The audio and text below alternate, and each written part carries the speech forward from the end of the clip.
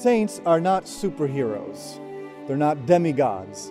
They're simply our older brothers and sisters in the church, and we're all members of the same spiritual family.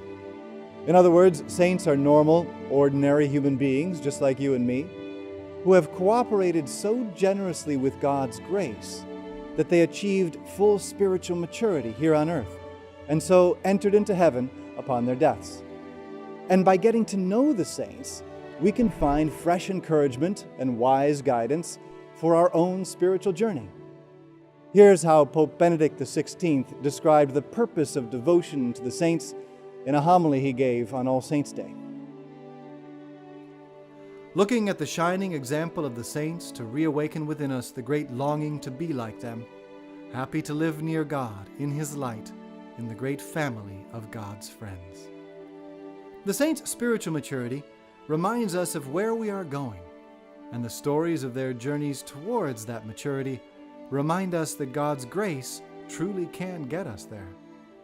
In this retreat guide, Sitting in the Side Pew, we are going to look at the shining example of North America's first native-born canonized saint, Elizabeth Ann Seton. She grew up in New York's high society as a member of the Episcopalian Church, married and gave birth to 5 children, was widowed at age 29, and converted to the Catholic faith 2 years later. In her brief 16 years as a Catholic, she founded North America's first native community of religious women, Sisters of Charity of St. Joseph, started the first free Catholic day school for girls, staffed by sisters, and gave essential support and continuity to the country's first Catholic orphanage. Some years after her death, Archbishop Francis Kenrick of Baltimore summed up her influence by pointing out that Elizabeth Seton did more for the Church in America than all of us bishops put together.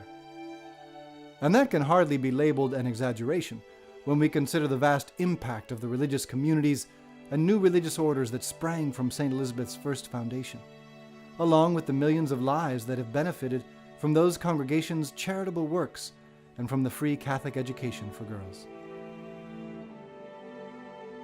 But Elizabeth Seton herself saw very little of this. During her lifetime, her works remained small, and her life remained quite hidden, and in so many ways, ordinary. By the time of her death, at the young age of 46, her religious community numbered only 50 members, and the school that she started in Emmitsburg, Maryland, had come to about 100 students.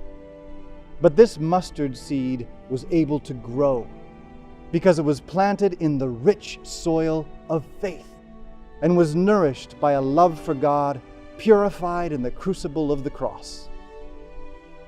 This retreat guide, Sitting in the Side Pew, will show what the life and work of Mother Seton has to say to us today. In the first meditation, we will peek into 2 scenes from Elizabeth's life that remind us of how God works in all our lives. In the second meditation, we will look at 2 more scenes that illustrate the deepest mystery of Christian living, the magnificent fruitfulness of the cross. And in the conference, we will get practical and go over a tried and true spiritual exercise that can help us all follow in the footsteps of this simple but inspiring woman, socialite, wife, mother, widow, foundress, educator, and saint. Before we dive in, let's take a few moments in the silence of our hearts to thank God for this chance to spend some time with Him, and to ask Him for all the blessings that we need, and to open our hearts to hear whatever it is He wants to tell us through our prayerful reflection on the life of St. Elizabeth Ann Bailey Seton.